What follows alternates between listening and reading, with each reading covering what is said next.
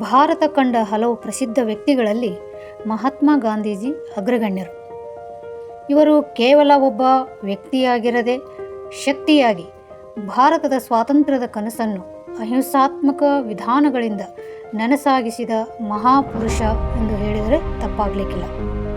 ಸತ್ಯ ಮತ್ತು ಅಹಿಂಸೆಯ ಮೌಲ್ಯಗಳನ್ನು ಆಧರಿಸಿ ಗಾಂಧೀಜಿಯ ಜೀವನವೇ ಒಂದು ಆದರ್ಶಮಯ.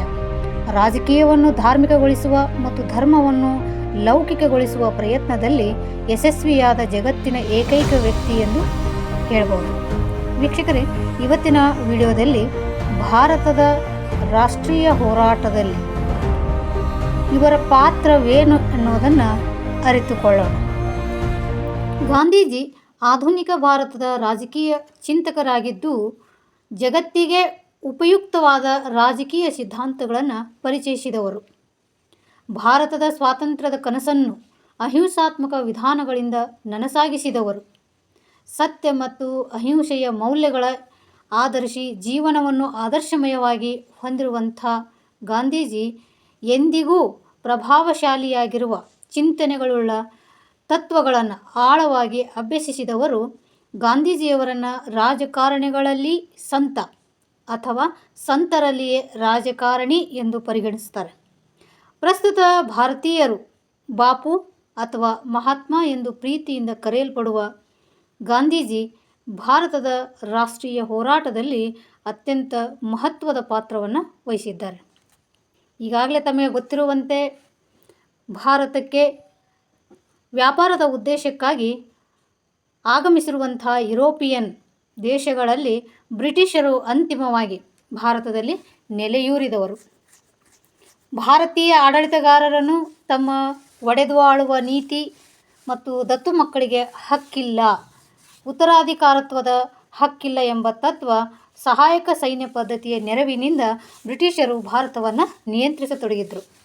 ಅಲ್ಲದೆ ಈಸ್ಟ್ ಇಂಡಿಯಾ ಕಂಪನಿಯ ದಬ್ಬಾಳಿಕೆ, ದಮನಕಾರಿ ಧೋರಣೆ ಹಾಗೂ ಶೋಷಣೆಯನ್ನು ಸಹಿಸದ ಭಾರತೀಯರು 1857ರಲ್ಲಿ ಪ್ರಥಮ ಸ್ವಾತಂತ್ರ್ಯ ಸಂಗ್ರಾಮ ಅಂದರೆ ಸಿಪಾಯಿ ದಂಗೆಯನ್ನು ಪ್ರಾರಂಭಿಸಿದರು.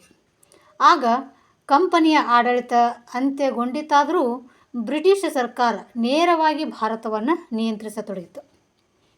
1885ರಲ್ಲಿ ಸ್ಥಾಪನೆಯಾಗಿರುವಂಥ ಭಾರತದ ರಾಷ್ಟ್ರೀಯ ಕಾಂಗ್ರೆಸ್ಸು ಪ್ರಾರಂಭದಲ್ಲಿ ಭಾರತೀಯರ ಹಕ್ಕುಗಳಿಗಾಗಿ ಮತ್ತು ನಂತರದಲ್ಲಿ ಸ್ವರಾಜ್ಯಕ್ಕಾಗಿ ಹೋರಾಟವನ್ನು ಪ್ರಾರಂಭಿಸಿತು.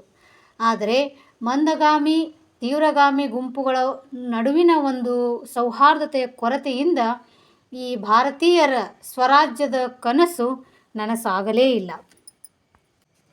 ಮಂದಗಾಮಿ ನಾಯಕರಾಗಿದ್ದ ಗೋಪಾಲಕೃಷ್ಣ ಗೋಖಲೆಯವರು ಭಾರತದ ಸಮಸ್ಯೆಗಳಿಗೆ ಸ್ಪಂದಿಸುವಂತೆ ಗಾಂಧೀಜಿಯವರನ್ನು ಬಹಳಷ್ಟು ಮನವೊಲಿಸಿದರು. ಇದಕ್ಕೆ ಸಮ್ಮತಿಯನ್ನು ನೀಡಿದ ಗಾಂಧೀಜಿಯವರು 1915ರಲ್ಲಿ ಭಾರತಕ್ಕೆ ಅಂದರೆ ದಕ್ಷಿಣ ಆಫ್ರಿಕಾದಿಂದ ಆಗಮಿಸಿ ಅಂದಿನ ರಾಜಕೀಯ ಸ್ಥಿತಿಗತಿಗಳನ್ನು ಅವಲೋಕಿಸಿದರು. ನಂತರ ಭಾರತೀಯ ರಾಷ್ಟ್ರೀಯ ಕಾಂಗ್ರೆಸ್ಸಿನ ನೇತೃತ್ವವನ್ನು ವಹಿಸಿ ಭಾರತವನ್ನು ಸ್ವತಂತ್ರಗೊಳಿಸುವ ಒಂದು ಗುರಿಯನ್ನು ಹೊಂದಿ ಸ್ವಾತಂತ್ರ್ಯ ಹೋರಾಟವನ್ನು ಸಂಘಟಿಸಲು ಶ್ರಮವನ್ನು ವಹಿಸಿದರು ಅಂತ ಹೇಳ್ಬೋದು. ನಂತರ 1920ರಿಂದ 1947ರವರೆಗೆ ನಾಯಕತ್ವ ಇವರು ವಹಿಸಿರುವಂಥ ನಾಯಕತ್ವ ಅವರ್ಣೀಯವಾಗಿದೆ ಅಂತ ಹೇಳ್ಬೋದು. ಗಾಂಧೀಜಿಯವರ ನಾಯಕತ್ವವಿದ್ದ ಭಾರತದ ರಾಷ್ಟ್ರೀಯ ಹೋರಾಟದ ಕಾಲವನ್ನು ಗಾಂಧಿ ಯುಗ ಎಂದೇ ಕರೆಯಲಾಗ್ತದೆ. ಇತಿಹಾಸದಲ್ಲಿ ಅದೇ ರೀತಿಯಾಗಿ ಗುರುತಿಸಲಾಗಿದೆ. ಗಾಂಧೀಜಿಯವರು ದಕ್ಷಿಣ ಆಫ್ರಿಕಾದಿಂದ ಭಾರತಕ್ಕೆ ಬಂದ ಮೇಲೆ ನೇರವಾಗಿ ಹೋರಾಟದಲ್ಲಿ ಭಾಗವಹಿಸಲಿಲ್ಲ.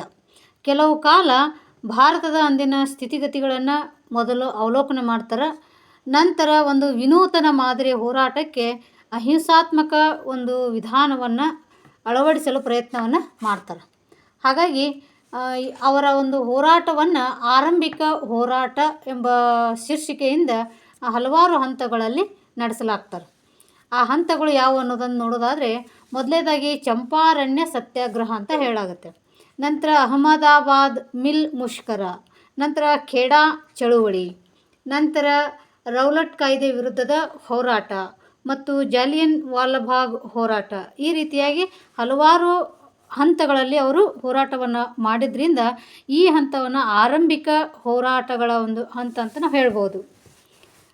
ಒಂದೊಂದಾಗಿ ಇವುಗಳ ವಿವರಣೆಯನ್ನು ನೋಡೋದಾದರೆ, ಮೊದಲನೆಯದು ಚಂಪಾರಣ್ಯ ಸತ್ಯಾಗ್ರಹ.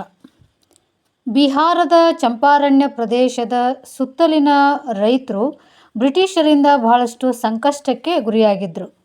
ಕಾರಣ, ಬ್ರಿಟಿಷರ ಒತ್ತಾಯದಂತೆ ರೈತರು ನೀಲಿ ಅಂದರೆ ಇಂಡಿಗೋ ಬೆಳೆಯನ್ನು ತಮ್ಮ 2/3 ಭೂಮಿಯಲ್ಲಿ ಕಡ್ಡಾಯವಾಗಿ ಬೆಳೆಯಬೇಕೆಂದು ತಿಳಿಸಲಾಗಿತ್ತು. ರೈತರು ಬೆಳೆದ ನೀಲಿಗೆ ಬ್ರಿಟಿಷರೇ ಬೆಲೆ ನಿಗದಿಪಡಿಸುತ್ತಿದ್ದು, ಅದೇ ಬೆಲೆಗೆ ಅವರಿಗೆ ಮಾತ್ರ ಮಾರಾಟ ಮಾಡಬೇಕಿತ್ತು. ಇದನ್ನು ಟಿಂಕಾತಿಯ ಪದ್ಧತಿ ಎಂದು ಕರೀತಾರೆ. ರೈತರ ಆಶಯದಂತೆ ಗಾಂಧೀಜಿ ಆಗಸ್ಟ್ 18, 1917ರಂದು ಚಂಪಾರಣ್ಯಕ್ಕೆ ಆಗಮಿಸಿ ಈ ರೈತರ ಪರವಾಗಿ ಬ್ರಿಟಿಷರ ವಿರುದ್ಧ ಸತ್ಯಾಗ್ರಹವನ್ನು ಪ್ರಾರಂಭಿಸ್ತಾರೆ. ಗಾಂಧಿ ಕೈಗೊಂಡ ಮೊದಲ ಸತ್ಯಾಗ್ರಹವೇ ಚಂಪಾರಣ್ಯದಲ್ಲಿ ಯಶಸ್ವಿಯಾಗಿ ರಾಷ್ಟ್ರೀಯ ಸ್ವಾತಂತ್ರ್ಯ ಹೋರಾಟಕ್ಕೆ ಪ್ರಥಮ ಮೆಟ್ಟಿಲಾಗಿ ಪರಿಣಮಿಸಿತು. ಇದು ಚಂಪಾರಣ್ಯ ಸತ್ಯಾಗ್ರಹ. ಎರಡನೇದಾಗಿ ಅಹಮದಾಬಾದ್ ಮಿಲ್ ಮುಷ್ಕರ. ಕಾರ್ಮಿಕರು ಅಪಾರ ಸಂಕಷ್ಟವನ್ನು ಅನುಭವಿಸ್ತಾ ಇದ್ದರು ಮಿಲ್ನಲ್ಲಿ. 1918ರಲ್ಲಿ ಅವರಿಗೆ ಅಹಿಂಸಾತ್ಮಕ ಸತ್ಯಾಗ್ರಹವನ್ನು ಪಾಲಿಸಲು ಕರೆಯನ್ನು ಕೊಟ್ಟು 35% ವೇತನ ಹೆಚ್ಚಳದ ಬೇಡಿಕೆಗಾಗಿ ಕಾರ್ಮಿಕರು ಉಪವಾಸ ಸತ್ಯಾಗ್ರಹವನ್ನು ಕೈಗೊಂಡರು. ಹೋರಾಟವೇನೋ 3 ದಿನಗಳವರೆಗೆ ಸಾಗಿತು.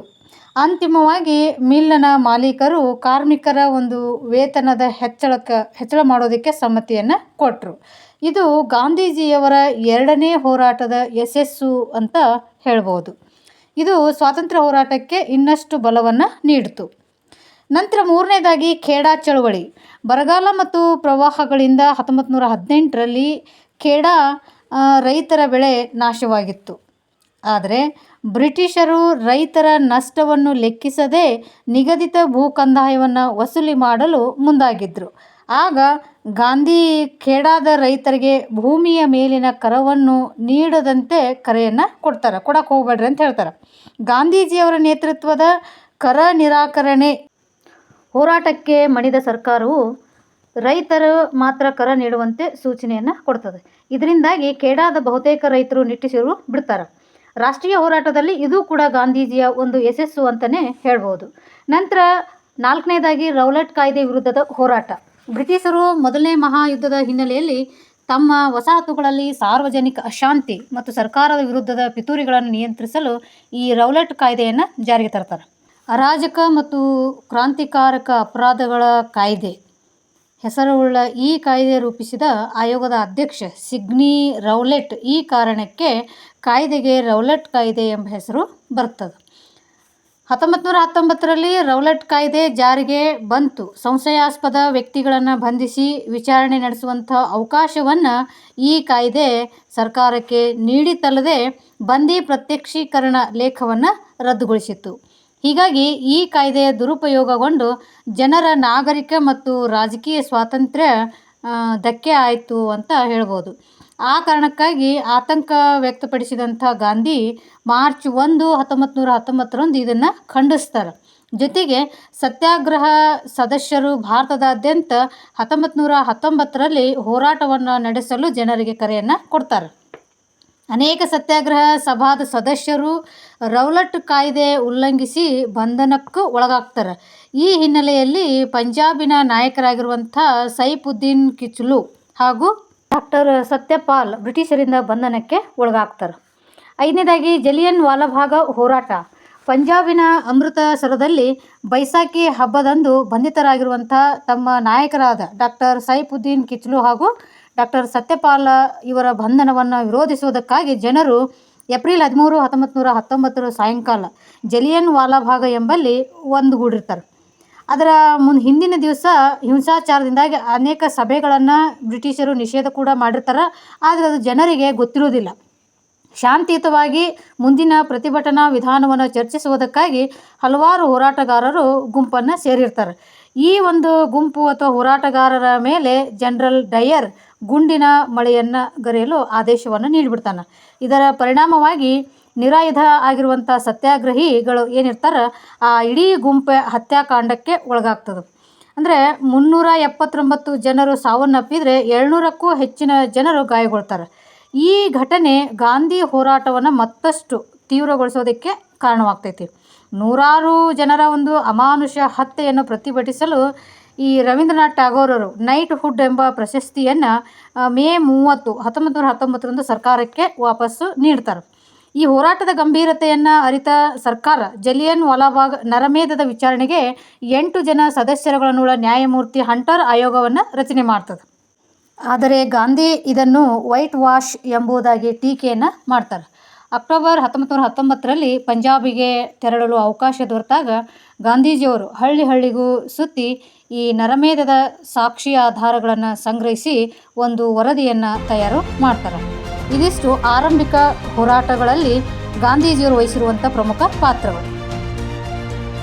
ಧನ್ಯವಾದಗಳು. ಮುಂದಿನ ವಿಡಿಯೋದಲ್ಲಿ ಮತ್ತೆ